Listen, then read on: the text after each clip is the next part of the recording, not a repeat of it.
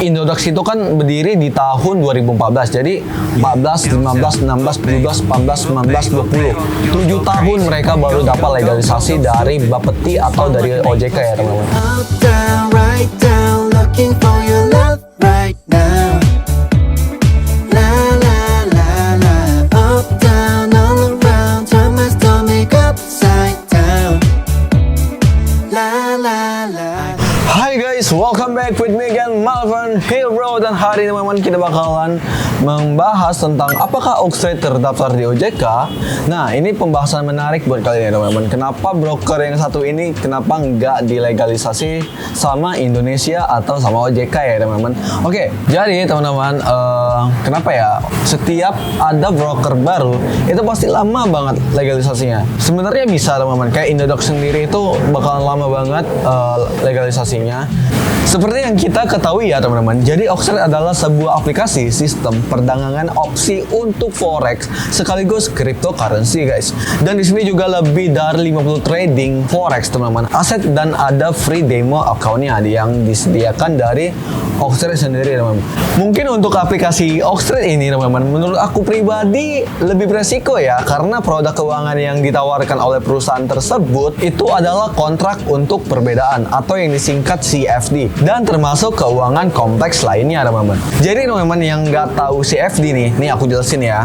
Sekalian kita belajar juga kan sama kalian dan secara basic. Jadi CFD itu adalah singkatan dari Contract for Difference atau kontrak untuk perbedaan. Ini adalah mekanisme di mana seorang trader mendapatkan profit dari selisih antara harga buy atau harga sell. Tujuannya adalah untuk membuat analisa apakah harga suatu market akan naik atau turun teman-teman. Jadi begitu CFD-nya.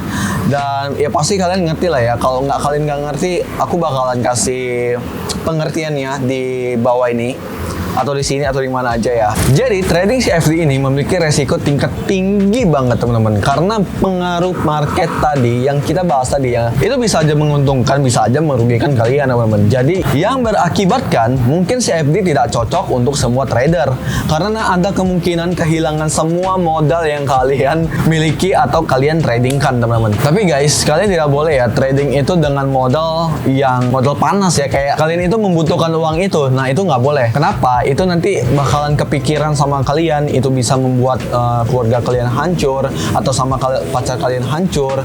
Nah itu bisa terjadi teman-teman jika kalian menggunakan uang panas kalian. Dan disarankan psikologis kalian itu harus bagus jika kalian mau trading ya teman-teman.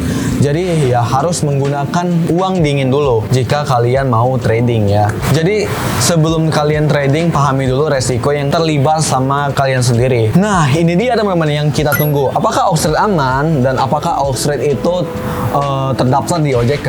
Dalam ulasan yang udah aku riset sendiri ya teman-teman, itu masih dengan rating 3,7, dimana ada ulasan positif dan ada juga negatifnya ya. Nggak mungkin lah semua broker itu positif ya kan, pasti ada yang negatifnya juga. Untuk Oxtrade sendiri belum terdaftar di Indonesia, dengan artian dia masih termasuk trading kepemilikan asing atau ilegal. Oxtrade sendiri itu beroperasi sangat baru banget guys, masih hangat-hangatnya lah ya kan, karena broker ini pun masih baru banget di Indonesia.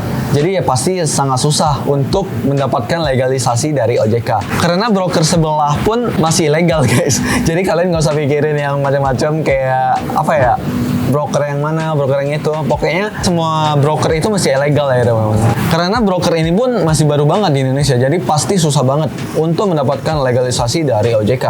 Kenapa? Ya broker sebelah aja itu udah berdiri dari 2014 sampai sekarang ya teman-teman ya. Sampai sekarang itu belum mendapatkan legalisasi dari OJK. Baik, kalian bayangkan aja kayak dari 2014 men belum mendapatkan legalisasi dari OJK. Ya pasti ya gimana gitu. Apalagi yang broker Oxtrade ini ya kan masih baru.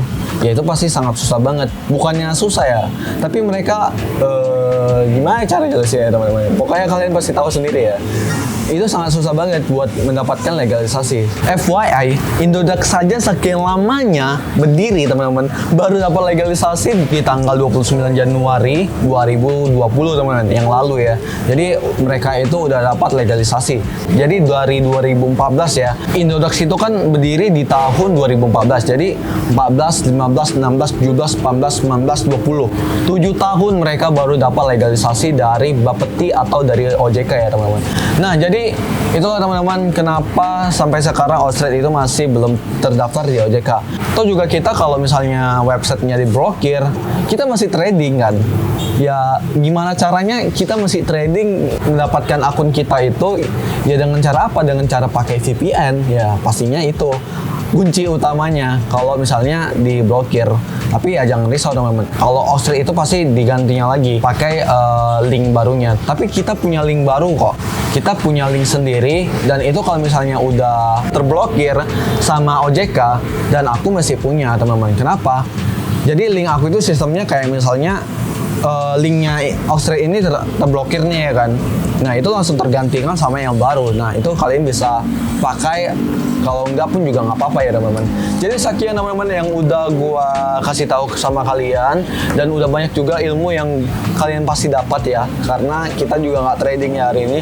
Cuman banyak banget yang nanyain kenapa Outstreet itu masih ilegal bang. Gue pening banget ya, DM gue itu masih banyak yang namanya pertanyaan itu. Kenapa Outstreet itu ilegal? Terus kenapa candle Outstreet-nya itu nge-gap? Nah nanti itu kita bahas di konten berikutnya. Jadi kalian tenang aja, kita di sini belajar basic kok. Enggak belajar yang udah tingkat dewa. Gua nggak bakalan ngasih kalian itu dulu. Jadi gua ngasih pelajaran yang masih gimana ya? Kayak masih basic-basic aja dulu, yang platform ini apa sih gitu, dan platform ini kenapa sih masih belum terdaftar di OJK, dan ya kalian harus tahu itu dulu teman-teman sebelum kalian trading dia platform yang kalian tradingkan sekarang. Jadi sekian teman-teman, jangan lupa subscribe channel gua teman-teman jika kalian suka dengan konten yang apa gua buat, dan kalian bisa like konten ini teman-teman jika kalian suka, dan jangan lupa komen di bawah teman-teman apa pendapat kalian tentang Outstreet yang belum mendapatkan legalisasi dari OJK atau dari Bapeti teman-teman. Dan jangan lupa follow IG gua teman-teman, yaitu Malevon di Instagram teman-teman, dan jangan lupa follow juga dan komen snapnya, dan gua bakalan update terus di IG gua. Dan terima kasih yang udah ngeklik video ini. See you, bye bye. Gua Malevon. Stay with me, little bitch. Yeah, you know that I'm your man.